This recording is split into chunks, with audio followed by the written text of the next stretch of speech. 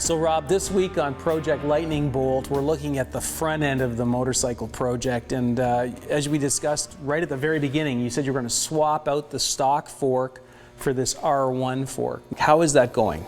Well, so far so good. It wasn't quite as easy as we thought because we thought we were going to get away with the stems were going to be the right size, but they were about 6/1000ths of an inch out. So we had to build up that steering stem and bolt it all up, and it bolted up nice. Everything's perfect, but it's still, we have Short. the issue, it's short. So Yes. we have to make it longer. Because the R1 fork itself is about 5 inches shorter in length than Then we the needed stalker, to right?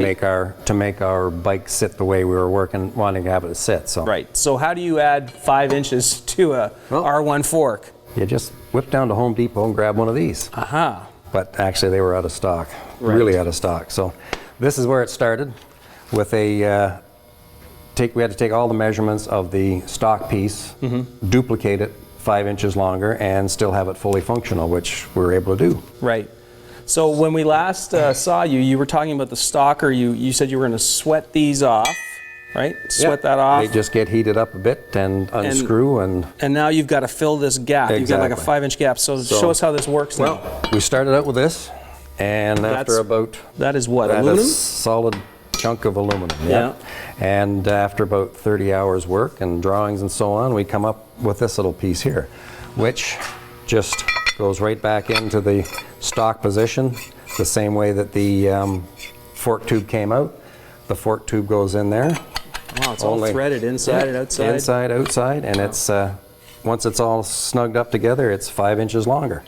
Which Very nice. runs us into another little problem was the Internals. there's all these little pieces inside that have to work as well. So this is the stock dampening rod and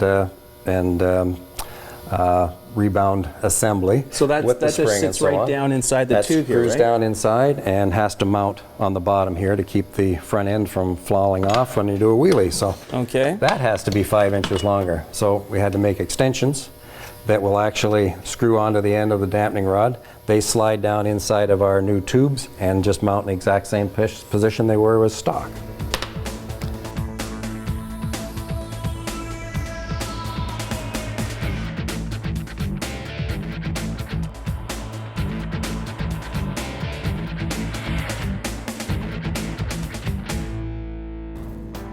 Rob, should I be concerned about that sport bike I've got back in storage?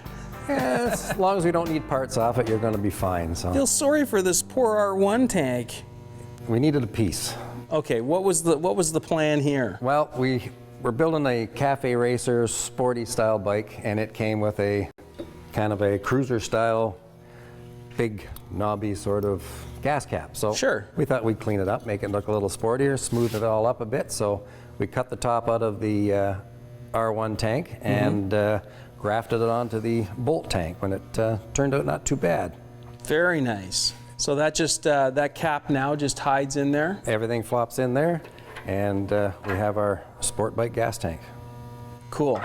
Obviously, everything is being fabricated here as we go. I've noticed that this is now moved. You've changed the location of the Speedo. I can't remember how it sat last. It was actually back in this area here, which again didn't flow with the lines, so we had to make a whole new bracket for it. And this is the Yamaha bolt fairing that we've had to adapt to the new front end, to the new height, to the new everything. So it's been completely modified as well. So now it's all fitted in place, and it's starting to look pretty good, I think.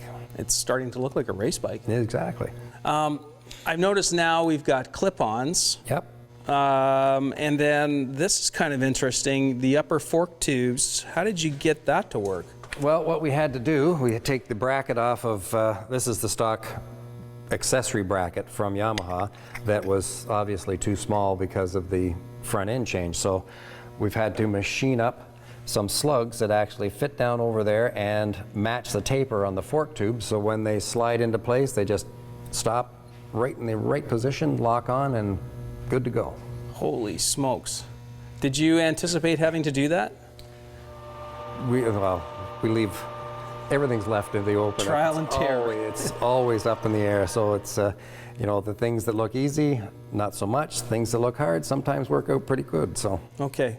And this was an aftermarket piece, right? That's from Yamaha. That's a genuine Yamaha accessory. It's actually a very nice piece. Fits the bike perfect. Fits our design very nicely. And the only hurdle we had to go through was just to build these slugs and extend the bracket to make it fit and have the headlight line up nicely and still have room for our Speedo and keep it all legal looking. Wow.